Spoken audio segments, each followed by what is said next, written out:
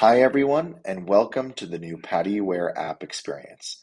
Today, we're going to review submitting a dive against debris survey and show just how easy it is to do that. First up, we're going to go to My Surveys, as we've created a draft here. We're going to continue the draft, and we're going to review all the different items so we can effectively submit this survey together. First up, is this a new dive site? Well, at the moment, it is a new dive site for these purposes, but of course, if you dive a site regularly, it'll be even easier to submit the next time. The survey site we went to today was called Lake Aware, and for our purposes, the team leader is PADI Aware. You guys can figure that out when you are doing your own surveys. Of course, we always dive with a buddy, so the number of participants was 2. The survey date was today, and our organization here is PADI Aware for our purposes, and of course, you guys can either have the individual represented or your local dive center. The survey site location is here on our GPS map, which is fully interactive. Remember, it's very important to zoom in first. That way you can get an accurate location and make sure that the GPS is located in the water where the dive is taking place. As you can see here, our city and our location is in the United States and California, so just being able to address that as you would wherever you guys might be.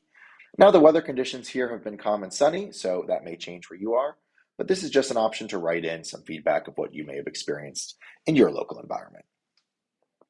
With that being said, the next step here is to evaluate the actual survey area.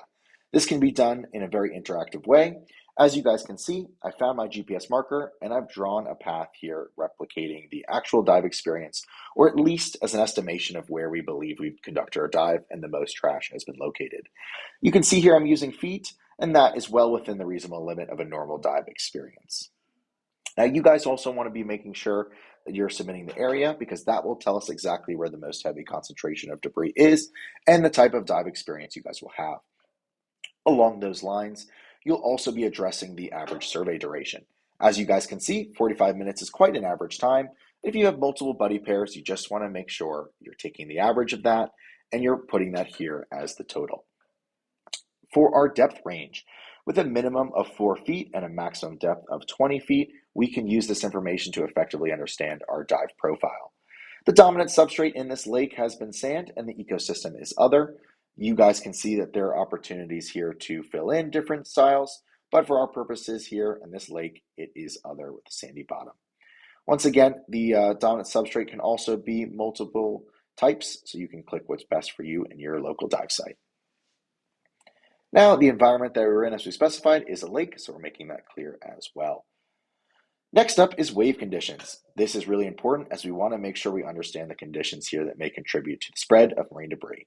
Now, this lake has been calm at the surface, but you guys may have options anywhere from calm all the way to moderate waves with significant number there.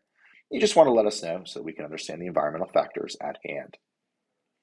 Now, coming up to one of the more important steps, we here did find some debris on this dive, but you can also select that your survey site was free of debris, at which point you can go ahead and wrap up your survey knowing that you've done a clean site. For our purposes here, we did estimate that. I did not have a scale, but you guys can have different ways to submit this weight, both in kilograms and pounds. We were going ahead and say we estimated about 6 pounds based on what we found. And that's the next step. You can see here we've already identified a number of items with the total number adding up to 13 up top. And under the plastic category, each category here is filled with nice pictures and numbers, as well as titles of the debris that it is associated with. As you guys can see, we did find some plastic bags that you can see in number 1, as well as beverage bottles under number 7. As we move out into the next category, under glass and ceramic, you can see that we did find some beverage bottles as well. And submitting items is just as easy as clicking this plus or minus sign. Looks like we found 2 bottles, but if you have even more than you want to be pressing, you can also just type it in and it will go ahead and work just as effectively.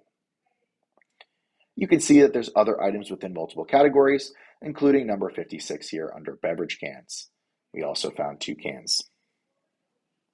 We also have a category for rubber items. We have a category for wood items, for cloth items, for which we are documenting we found a number of cloth bags here, as well as paper and cardboard items, mixed materials, for which we are documenting in this circumstance a number of 2 pieces of clothing. And then finally, if you find any items that aren't listed here, you can also go ahead and add them yourselves. I've added an anchor here, which is just as easy as clicking the plus sign, typing it in, and selecting the number of items, which in this case is 1. Next, we're moving on to the types of species we may have found entangled. Now, for this purposes, we are going to pretend that we found a bass, and we're going to head and mark it released unharmed. And the type of debris that we found this bass in was a plastic bottle. We want to make sure that the comments at least tell the story of this entanglement issue and how we released the animal unharmed. Next, the final portion here is the type of events that could have led to the marine debris you found. We know there's been some social activity at this lake, and the most unusual item found was the anchor.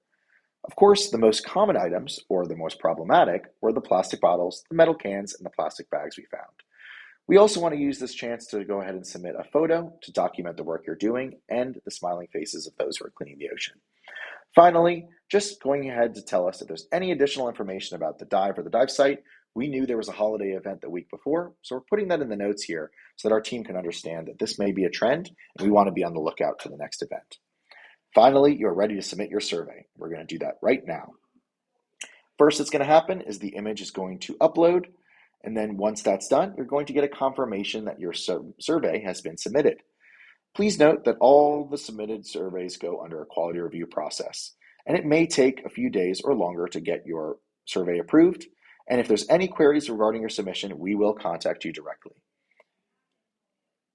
Thank you guys so much for completing this review of the Dive Against Debris survey submission and the new PADI AWARE app experience. We are very excited that you guys will be able to take part in these activities and help us document marine debris across your waters. Thank you so much, and we look forward to seeing you guys in the work that you do out there.